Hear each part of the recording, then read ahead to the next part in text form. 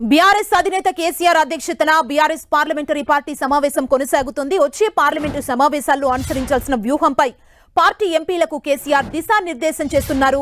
ఎర్రవల్లిలోని KCR farm house లో జరుగుతున్న ఈ మీటింగ్ కి కేటీఆర్, నామా నాగేశ్వరరావు, కేశవరావు, మాలోతు కవిత, రవీందర్ తో పాటు పలువురు బీఆర్ఎస్ నేతలు హాజరయ్యారు. బీఆర్ఎస్ అధినేత కేసీఆర్ అధ్యక్షతన బీఆర్ఎస్ పార్లమెంటరీ పార్టీ సమావేశం జరుగుతోంది. ఈ సమావేశానికి సంబంధించి మరింత సమాచారం మా ప్రతినిధి శ్రీకాంత్ మనకు అందిస్తారు. శ్రీకాంత్, సేపటి క్రితం నుంచి బీఆర్ఎస్ పార్లమెంటరీ పార్టీ సమావేశం కొనసాగుతుంది. పార్టీ అధినేత కేసీఆర్ రాబోయే పార్లమెంట్ సమావేశాల్లో అనుసరించాల్సిన వ్యూహంపై ఆ పార్టీ ఎంపీలకు దిశానిర్దేశం చేస్తున్నారు. రాబోయే పార్లమెంట్ ఎన్నికలు ఈ సెషన్లో చివరి పార్లమెంట్ ఎన్నికలు కావడంతో బీఆర్ఎస్ పార్టీ పరంగా అటు పార్లమెంట్లో అంటే లోక్సభ, రాజ్యసభ ఉభయ సభల్లో కూడా ఎలా అనుసరించాలి, కేంద్రంపై ఎలాంటి ఒత్తిడి తీసుకురావాలి, ఏ అంశాలు ప్రస్తావనకు తేవాలి అన్న అంశంపైనే ప్రధానంగా చర్చిస్తున్నట్టు తెలుస్తుంది. పలు అంశాలు ఇప్పటికే దాదాపు అంటే 10 ఏళ్లుగా అంటే బీఆర్ఎస్ ఎంపీలు రాజ్యసభ, లోక్సభల్లో పార్టీ తరపున విభజన అంశాలపై ఎక్కువగా ఫోకస్ పెట్టారు. విభజన అంశాలను పునర్విభజన చట్టం ప్రకారం రాష్ట్రానికి రావాల్సిన అంశాలపైనే ఎక్కువగా ఫోకస్ పెట్టడంతో ఈ విడత కూడా రాష్ట్ర పునర్విభజన చట్టంలోని అంశాలనే ఎక్కువగా ఫోకస్ చేసే అవకాశం ఉన్నట్టు తెలుస్తుంది.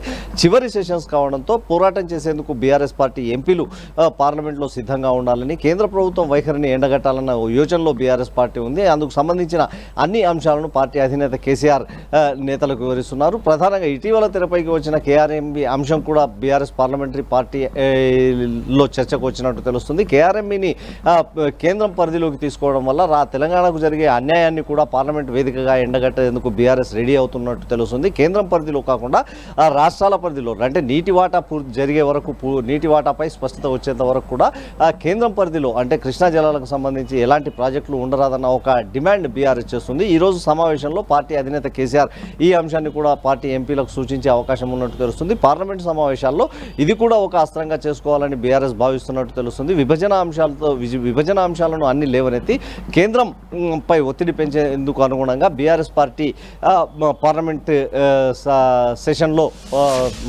తమ ఇది రోల్ పోషించే అవకాశం కనిపిస్తుంది. సుమా, శ్రీకాంత్, ఎవరెవరు హాజరయ్యారు ఈ సమావేశానికి?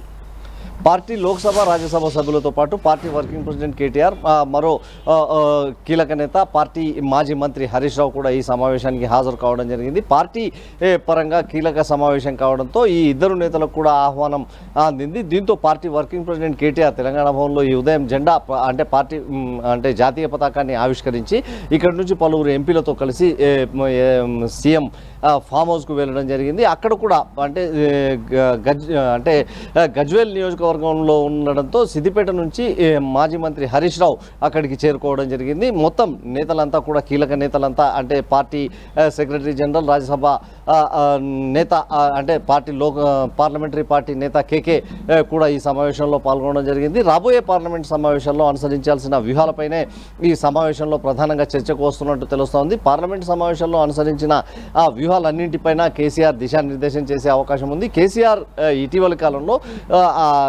శస్త్రచికిత్స అనంతరం తొలిసారి పార్టీ నేతలతో భేటీ కావడంతో అందరి దృష్టి ఈ సమావేశంపై ఉంది. సుమా, థ్యాంక్ యూ శ్రీకాంత్.